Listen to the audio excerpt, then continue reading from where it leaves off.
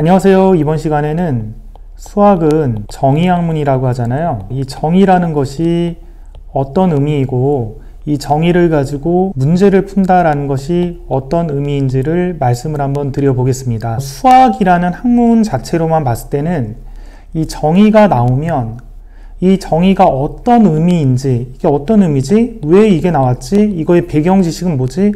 그런 것들을 굳이 몰라도 정의에서 하라는 대로 하면 문제를 풀 수 있는 능력이 굉장히 이제 중요하다는 거예요. 자, 이 문제는 올해 건국대 상경계열 모의논술 문제입니다. 상경계열 쪽으로 진학하고자 하는 학생들이 논술 시험에서 보는 문제인데요. 자, 이 문제를 이해하는 거는 어떤 경제에 대한 기본적인 지식이 있어야 되는데요. 저도 이제 수학 전공자고 이 영상을 보시는 분들도 아마 경제에 대한 지식이 없을 겁니다. 저도 이 지문을 읽으면 어떤 말인지 하나도 몰라요. 그리고 수요곡선, 공급곡선이 뭔지도 모릅니다. 자, 그런데 제가 이 문제들을 풀어줄 거고요. 그리고 이 영상을 보시는 경제학적 지식이 없는 우리 구독자분들도 제가 풀어주는 거를 이해할 수 있을 겁니다. 아이들이 보통 이 문제를 풀려고 그러면 어떤 얘기를 하냐면 뭐 이런 얘기들 하죠.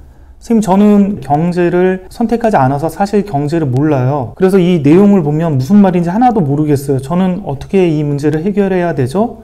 대부분의 또 다른 경제를 뭐 공부했거나 그런 아이들도 이 문제를 풀려고 그러면 잘 못 풉니다. 그러면 이 문제를 풀기 위한 핵심적인 어떤 원리 혹은 내용은 경제가 아니라는 거죠. 경제에 대한 지식이 아니라는 겁니다. 왜냐하면 저도 경제에 대한 지식이 없지만 수학에서 어떤 것들이 정의되면 이 정의, 다른 말로 하면 약속인데요. 이 약속대로 하라는 대로 하다 보면 문제를 풀 수 있는 것입니다.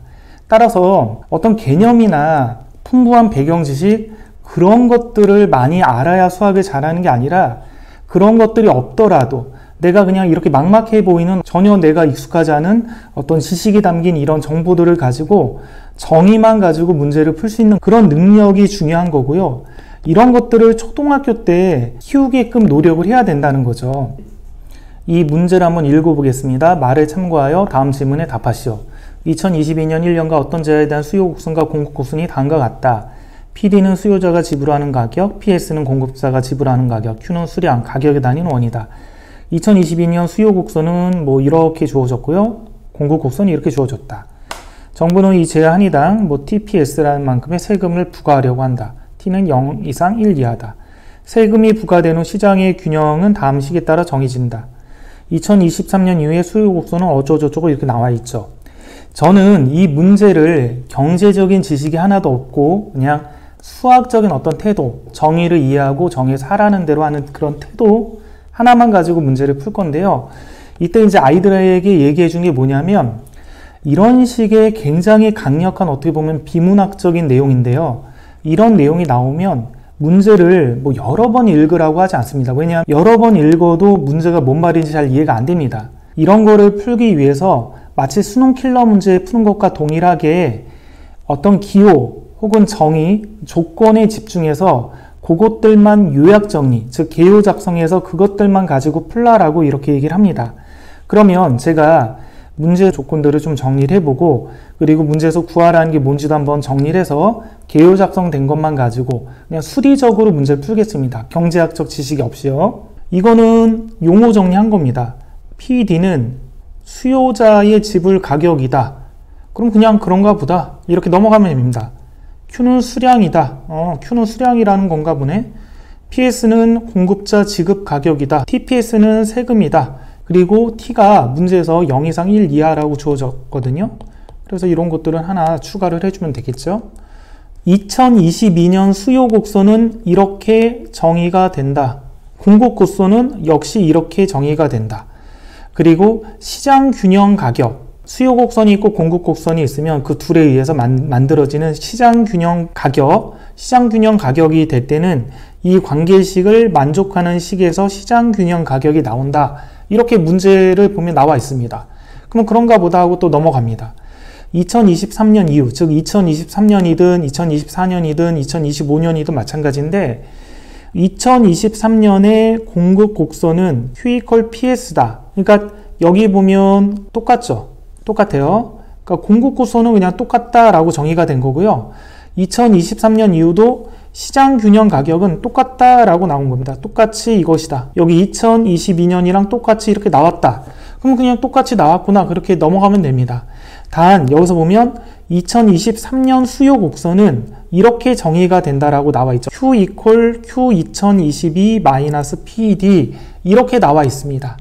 그런데 여기서 이제 Q 2022라는 게 뭘 뜻하냐면, 자, Q 2022는 문제를 보면 균형 수량이라고 나와 있습니다. 균형 수량. 그러니까 2022년도에 이식과 그리고 이식을 동시에 만족시키는 그때의 균형 수량 Q. 그러니까 2022년도에 균형 수량 Q를 Q 2022라고 놓겠다 이런 겁니다.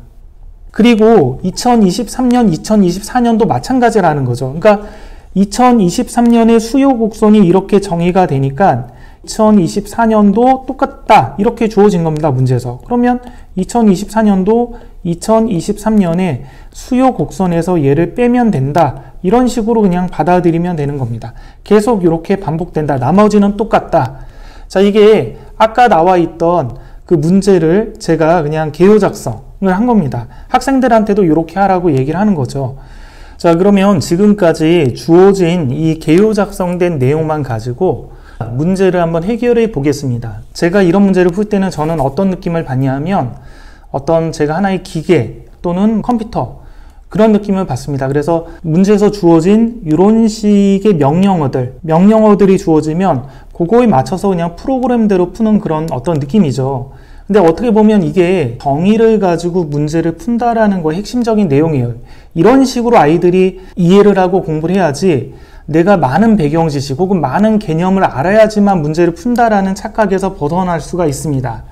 자기가 처음 보는 스타일의 문제가 나왔을 때 어떻게 해야 될지 모를 때 당황하지 않고 주어진 조건만 가지고 하나도 자기가 개념적으로 이해되는 게 없어도 문제를 풀 수 있다는 겁니다. 자, 그럼 한번 해보겠습니다. 2023년 이후에 우리가 구해야 될 거는 2030년도의 균형 수량을 구해야 되니까요. 2023년도의 균형 수량 Q를 구할 건데요. 이 Q를 구하기 위해서는 Q의 2022를 구해야 됩니다. 그래서 Q의 2022를 한번 구해 보겠습니다. 이 Q의 2022는 균형 수량이라고 나와 있습니다. 이 세 가지 조건을 만족하는 Q의 값을 Q 2022다 이렇게 정의하겠다라고 나와 있는 겁니다. 자, 일단 우리는 Q를 구해야 되죠. 이 세 가지 관계식을 만족하는 Q를 구해야 되니까 여기서부터는 그냥 연립방정식의 문제가 됩니다. 따라서 연립방정식을 푸는 기본은 문자 소고니까요. 요 PD 그리고 PS라는 거 대신에 여기 나와 있는 이 관계식을 이용해서 Q를 구할 겁니다. 그러면 첫 번째 관계식에서 이걸 얻어낼 수가 있겠죠.